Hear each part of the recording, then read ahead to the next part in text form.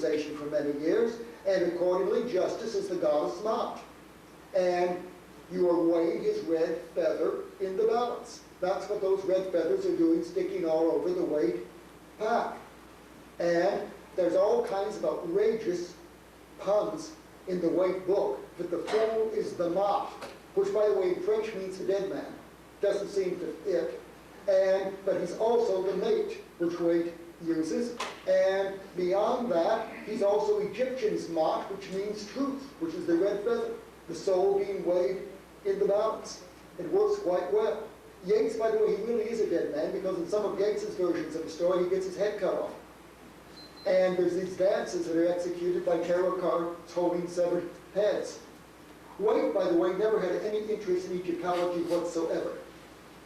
He's never even written so much as an article on Egyptology.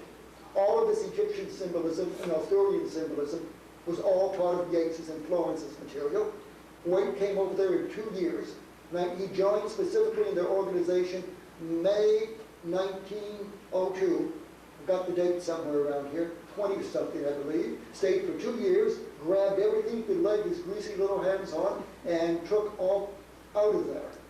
He waited 5 years to publish. Pamela Colman Smith, who gets officially credited with having designed these cards, was in fact brought in for only 7 weeks in 1909. She had been W.B. Yeats's set designer and actually lived with his sisters in Dublin for several years in the first part of the 20th century, and you will find that that fool did not appear for the first time in this pack. He appears in Yeats's broadsides, drawn by Yeats's brother Jack in 1904. And that is the first time you're ever going to see that little white Russell Terrier or that feather on the cap. In other words, there is no question whatsoever the central picture on here came from the Yeats home.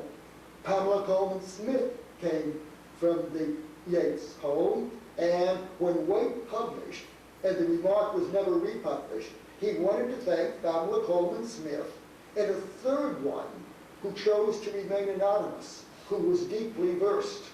Obviously, it was Pamela Colman Smith's employer, W.B. Yeats, who had spent 5 years, who had written in his letters, Pamela Colman Smith, Pixie Smith is the only one who understands what I want.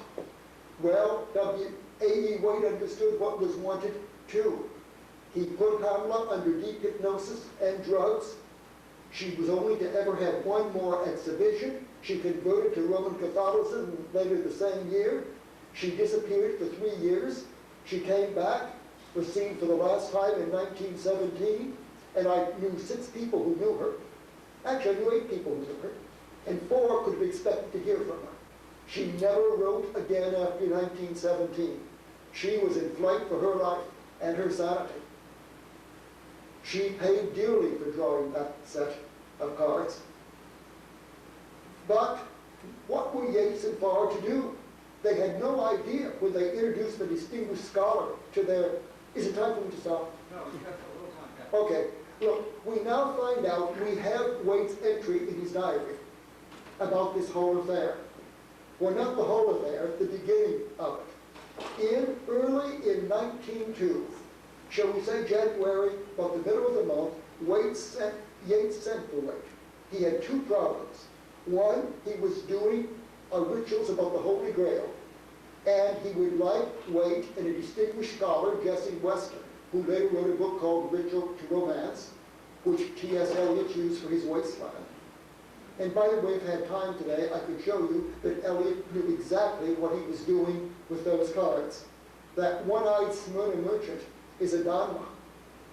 The hanged man, the drowned Phoenician sailor, is a very specific version used only in the Yeats Farr circles and deriving from the German SOS. Yes, Florence Farr had done, though history does not record it previously, she had gone up there searching for Golden Dawn origins, discovered the Frankish trick, and got the genuine transmission. There possibly really was a Fräulein Anna Springer. There certainly was a German group of Rosicrucians, but they did not give a transmission to the GD. The GD's transmission was either Masonic or it was counter-initiatory and came from disciples of Jacob Frank, Jacob Frank did not die out contrary to the belief of the German Rosicrucians. In 1890, we can trace his group. They were known as the Illuminated Asiatic Brethren, and they got into trouble in Germany. Frankists always seem to get into trouble, and they make a lot of trouble wherever they go, and they got themselves put under the patronage of the Duke of Brunswick, who was a free-thinking Mason. And boy, was he free-thinking. Why did he want to move this troublemaking lodge into France? But he didn't bring him into England. That would have been going too far. But he did get them down as far as Paris, and they had a certain tarot pack there. It has been rediscovered by a Russian named Tereshchenko, who has been holding for about 10 or 12 years and is still not published. I have seen what is apparently a copy that was in the Societas Rosicrucianum in Anglica. In fact, it was discovered at my pointing out it ought to be there. It was. And I'm afraid the gentleman to whom I gave the information has been most ungrateful. He told me if I wanted to see it a second time, I should apply to the Societas Rosicrucianum. I did so, but I found the gentleman who first had it had failed to return it to the Society Rosicrucianum. He had not even left them a check, but he had their valuable pack of cards in his possession. Well, since he is a member of one of Waite's lodges, and is also a professional book dealer, I do not know when we shall ever see the missing pack again. It was owned by a fellow named Fred McCollum, and he had a society called the Society of Eight. The two junior members of this society were McGregor Mathers and Wynne Westcott, two of the founding members of the Golden Dawn, but they were the most junior members. Therefore, Westcott and Mathers, there were only 8 people in this society, they had the Frankist pack. Now, therefore, Waite is utterly lying in the accounts he gave of the origins of this pack, insofar as he gave any account of the origins of this pack.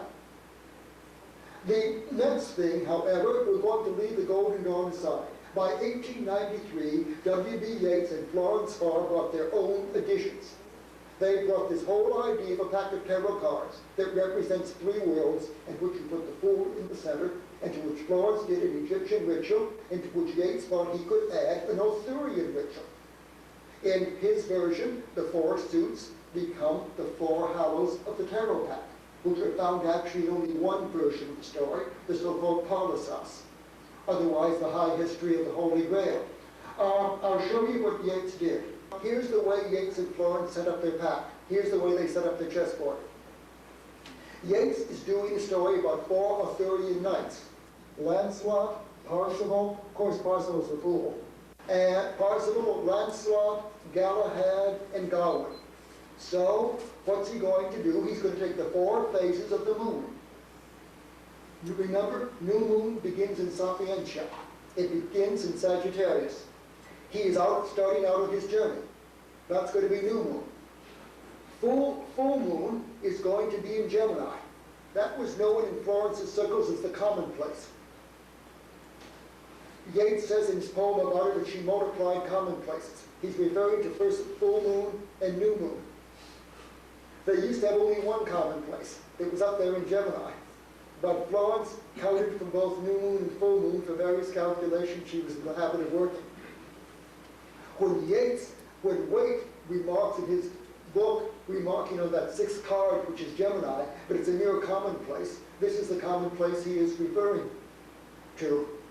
He also had made some very unfavorable comments about Miss Farr later, after he had stolen the rituals and everything else he could get his hands on around there. Okay, so here we've got it 4 knights. They're going on the quest for the Holy Grail. Each one is going to take up 1/4 of the trip around the zodiac. You move them. Now, I'll give you a little clue. This will stop for your lesson for today. Those tarot definitions in Waite are not definitions. They are guidelines. These cards move. They are a chessboard. They are making a dance. The movement, what does Waite say? And he's following Yeats and Florence about the Knight of Wands, Parzival. His motion is a key to the character of the writer. And the book is called The Pictorial Key. The knight's move is the only move on a chessboard. The knight can cover all 64 squares without repeating himself and return back to his original position.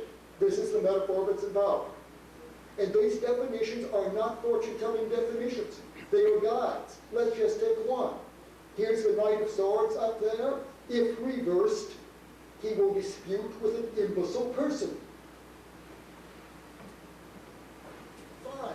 If you reverse it, he will 2 over and 1 down, and he will dispute with an imbecile person. Yep. The fact is, there used to be a movie, a book too, called A Town Called Alice, where you're dealing with cards called experience, hope, faith, etc. These are actual guidelines as to where each one of the cards is placed. You start with your primary tarot definition for the greater trumps. You place up to 4 cards. Each card, let's see, I'll give this very quickly now. The way it's basically done, if you cover the whole thing up, you have 12 signs of the zodiac, 7 planets, and 3 elements. Not 4 elements, you've got only 3 represented. You're looking for that 4th element like you're looking for where to place the 4th. And very basically what you do, the key words are given on the greater trumps. You then match the 12 signs of the zodiac with the kings, queens, and knights. Kings are going to be fixed, knights are going to be beautiful, and the queens are going to be cardinals. And you'll find there will be words for each one of the matching cards which you place on the greater trump. You then are going to have 36 lesser cards to deal with. And the answer is simple. For the 7 planets, you use exactly 1 card each. 1 for Sun, Moon, Mercury, Mars, etc. For the 12 signs of the zodiac, with their 12 court cards, you add 2 cards each. 1 for the queen or for the knight, and 1 for the greater trump itself. You have a total of 4 cards. In no case will more than 3 cards have the same definition. There's always one that's outside the subject matter, that is linked by one of the lesser arcana. I can't do more on that today. The next group, Florence's group, is called the sphere group. It's called for the sphere group because the universe was projected into a sphere. And it's going to move into 3 dimensions. I can't show you how to do this tonight, but I will tell you what the vision is. It's going to be Dante's rose. It's going to be the 32-petaled rose and for 32 paths of the Kabbalah. It is found in volume 4 of Noah von Rosenroth, 1656 or 1657, but unfortunately it's not included in most copies. But Florence had one, and she wrote a pamphlet to go with it called The Crucifixion of the Rose, and I found the 3 surviving pages as far back as 1969. But it's taken me this long to figure out how the whole thing happened. Each one of these things again, and they are going to spread. It's really a quite wonderful concept. When you see the whole thing out in 3 dimensions spreading around, but what did A.E. Waite do with it? He's a demonologist. He put a huge demon with a loose spouse and inserted it all over the tarot cards. He deliberately turned the tree upside down, and he wrote a book about it. It was called the Sefer Yetzirah. Not the Sefer Yetzirah, the book of creation, but the Sefer Yetzirah, the book of the creation of Seth. I discovered this about 10 years ago, the 19-page introduction to the Sefer Yetzirah. It was in Mason's Hall, and believe me, the game was up as soon as you saw this document. The Sefer Yetzirah is not with the introduction to the Sefer Yetzirah. And frankly, I'm not sure I want to see this thing. It's probably as nasty a piece of black magic. I mean, here people are saying good old Christian A.E. Waite and poor old Aleister Crowley. The fact is, Crowley was a mere piker compared to Waite. Crowley was basically in the publicity business. He made evil pay. Waite was a real, deep down, malevolent person. He liked to keep you with him for 12 years as he taught you the ins and outs of Christian mysticism and then pulled the rug out from one of your feet one day. By the way, I'm going to give one example here. I think this will be sufficient. Waite left years of messages to his friends so far, and no one. His name for Yeats was no one. And his name, he's always referring to so far. And I will give you one example of what he does here. This is from Waite's book of Ceremonial Magic, 1911. It's still considered the best book on black magic ever done. It's cited even in university courses. Nobody ever did it better. It's always been a matter of conjecture. Why thou Christian mystic like A.E. Waite would have written this book on ceremonial magic? Well, the answer is quite simple. He was a black magician.